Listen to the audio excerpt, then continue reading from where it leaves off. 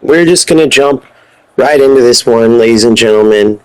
UFL numbers continue to go down. More and more streamers continue to leave here and go to EAFC. More and more players continue to just quit the game. Many going to EAFC, some probably even not even going to EAFC. But Dagger remains the center in my area, which is North America region.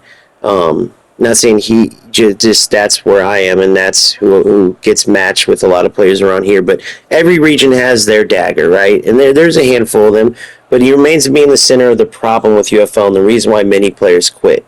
So the first thing I wanted to show you is you've seen it over and over. You'll see it a few more times. He comes into my stream after this game where it was just total domination on my side. He played terrible, but he glitched. And then he literally proceeded to say, I do not even know the L2 cross glitch. What are you talking about? As he literally L2 crosses it right there. I mean, he literally said in stream, what is the L2 cross glitch? I don't know. And the reason why that's more prevalent and more important for him than others is because he has a channel and there's many, prefer probably little kids if they're falling for his nonsense, especially after seeing how easy it is to tell he's a con man with his videos. He's lying to them blatantly.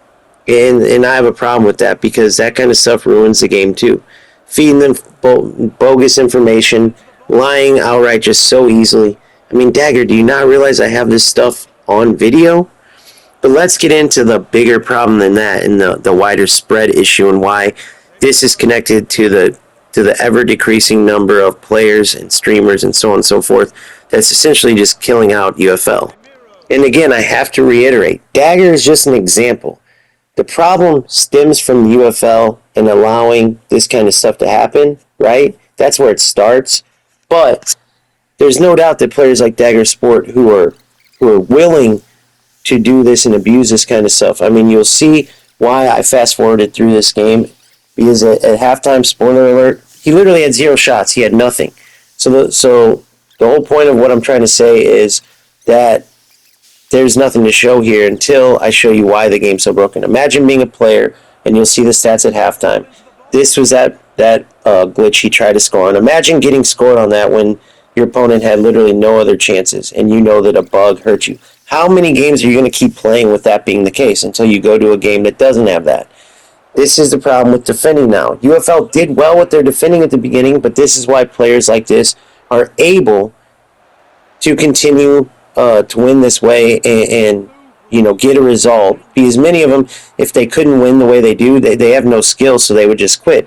But there's now that broken FC defense, as you can see there, and all you have to do is not control your defenders, as you see here, and it's almost impossible to get a shot off with this. I mean, putting 6 players essentially in your box, not controlling your defenders, right? It makes it very hard for people to score. So then you're able to stay in the game with this kind of stat line as you're about to see. And the player on the receiving end of this, receiving being, believe it or not, the player that's got 61% possession and 5 shots, including 3 on target, versus 0 shots on target and 30 possession. They're actually on the receiving end of the negativity here, and you're going to see why. Because they're doing everything in their power to play football, and the opponent just won't. He just sits 6 in his box and basically lets you come at him as much as you can because it's near impossible to score goals against that. And then he waits for eventually getting a glitch. Now that's where the biggest issue is right there, is that he still has a wait. Now let's say if he was able to just keep 6 in the box and get a tie, they would still need to fix defense just like FC did with this new patch, and that way skilled players are able to win games, and skilled defenders are able to be rewarded by preventing more goals than non-skilled defender. It's as simple as that. When you are able to pack 6 in the box like this right here, it's not skilled, literally. I mean, he is not even, all he's doing is controlling the one player. It's just like FC, and then waiting for his AI to do the work. And he knows that, look at all these players behind the box. That's going to be very hard, next to impossible, to get a chance off. I mean, this is literally the twin to how FC started going in the gutter. There's many things along the way, but why on earth would UFL, who had a defense that I'm almost positive encouraged and influenced EAFC's new, more manual defense, why would they go away from it towards a defense that literally helped to put FC in the doghouse to where they had to release that big patch. And what you were seeing here is the very first sniff on goal that he had, 75th minute. So it's around like 70-30 possession, and he does the L1 R2 speed boost. Why that's relevant is because anybody who understands how sprinting works in this game, once you do that L1 R2 speed boost, you see how quickly he blows by my players that put him in position to send this Hail Mary ball in. It's the only sniff on goal he had, and it was from a speed boost that's literally not anywhere in the game. Go to the instruction manual. Go to where the controls are set. This is a bug. It was the only way he even, first of all, got his first shot on goal, and second of all, led him to be able to do this corner kick. So this was his first sniff. It's the 75th minute. No player is going to put up with that. Having about 10 shots by now to 1, and the only way he's able to get it is from a glitch sprint. It's like a sustained sprint. You hold L1 and R2 in case you don't know. Many of you understand what I'm talking about. He blows by your players who aren't meant to go that fast. It's a cheat. And then, boom, you see there, he gets the winning goal after just getting destroyed skill-wise for the entire game. Now, the big deal is not just this one game. Who cares? The big deal is not just Dagger, right? One player doesn't make a difference. The problem is this kind of player flooding UFL because they don't care about the integrity of the game or saving the game. But what they don't realize is that they're going to regret it when there's about 3 players to play every day and they're waiting 20, 30, 40 minutes, sometimes not even being able to get a game because the numbers are drastically falling because it's a broken game, and they are exacerbating that. Think about it. There is still the ability in the UFL to have some good games when you play players that either aren't knowledgeable about the glitches or just say, hey, I don't care enough to use it. I want to play regular football, and I know if I use it, the opponent will use it, and it will turn into nonsense. Especially when you have a game that looks like what you see in the background. This is UFC post-patch. There's room to dribble. There's room to pass. The skill is in the passing and dribbling and creating your scoring opportunities. And you can play a wide variety of ways, a wide variety of formations now. They put a ton into fixing this game because their numbers were affected by it. You go back to this nonsense, and it's because UFL has already had a couple of patches, and they simply just obviously don't have the means or the way to fix it like FC does because it doesn't benefit them, right? You see here a prime example of what happens when a player tries to defend like in UFL currently or the old EAFC. Since he doesn't control his defenders, he gets punished. The only way you're rewarded now in EAFC is if you learn to manually defend, to win the ball with your player. You can still have AI assistance to move the defender, but you have to defend the ball. If you don't, you get punished, all right? It's as simple as that. You see here again, he tries to defend me with his central midfielder, and it doesn't work. And UFL had that for a little while, and for some reason, they dropped the ball on something they had going good, which was the manual defense. And the biggest problem with that right now is they know they had to have known, they had to do their research, that was what, like, a huge part of what, it wasn't the only thing, there's many things, that led FC into the gutter, into the dumpster where FC or EA Sports even had to do an emergency total gutting of their game to release like a brand new FC 25 right now. They couldn't even wait for FC 26. And UFL, you're going down that path. You already got these no-skill players that are allowed to essentially stay in games with these nonsense ways that other players aren't going to tolerate, especially when you have a fixed FC 25 out that they can go play. That's my whole point. That's what I've been trying to say, is that we're such a thin player base that every single player matters, all right?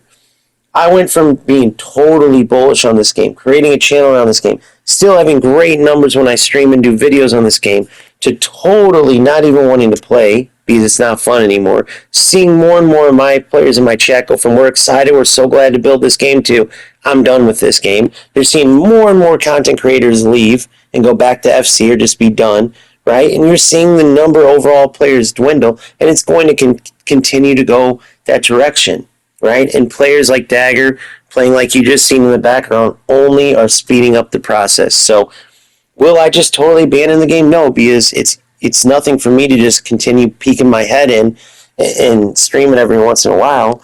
However, that's not going to save the game. They need to have a game like it was before where you wanted to stream it, where you were excited, where they were going the right direction. But every patch they release to try to fix it has actually made it more and more glitchy and has made it more and more beneficial to the toxic players like Dagger who don't have any skill. Players don't want a game like that. We've seen what happened when FC went down that route. It crashed to the point where they had to put billions into freaking fixing the game. And we all know whatever the exact cost was for FC or, sorry, EA Sports to fix FC, we all know UFL doesn't have that. So, what do they do from here? Right? Pretty soon they're going to be stuck with the daggers of the UFL player base, and that's it. And there's not enough of that them to keep a game sustainable. I mean, it's not even it's not even an attractive style of football to have like an esport or like promote the game at all. So they're just, they already missed their chance to just really solidify the players that left FC. Most if not all have already went back, and the player base that they've had that if even decide to stick around this long, obviously the patience is wearing more and more thin. If you just look at the stats, the numbers, the shrinking amount of streamers and stuff. So still, we'll pray for UFL, I guess you could say, and hope that they somehow pull a miracle and patch 3, 4, 5, 6 somewhere along the line before it's just totally just the game's destroyed and it's over with. Somewhere along the line, I'll be hoping and praying that they fix it, and I'll be popping my head in and streaming as long as there's an audience for it. But the real game to play right now in football is FC 25, and I would argue too that eFootball has now surpassed it as more fun. I just dabbled in that. In UFL, that's how much they've went in the wrong direction, because there's no way I would have said that even as soon as a few weeks ago. But every patch that they're supposed to fix some of the things that are making the game a mess, they seem to make it more of a mess, which just shows me that they just don't have the resources or the ability to turn this around. So, yes, it's not positive. Yes, it's not what many people want to hear. If not, anybody that's a fan of UFL or plays UFL at all wants to hear. Me, I'm somebody whose numbers are way better when I'm streaming UFL, and when UFL does well, it would mean I'm doing well. But I have to be honest, and this is the truth, no matter whether I like it or not, or whether it helps me or not. So it is what it is. We'll see what happens. I will try to do my best with what I can with UFL, but in the meantime, the technical streams, right, the skilled streams, the good football to watch, to play, and all that will be coming from FC. That's just the fact of the matter. And so I will be providing that for sure. And we'll go from here and see what happens. So until next time, have a great one. Keep grinding. If for some reason you can't get away from UFL and you're grinding UFL, God bless you. And I'll see you next time.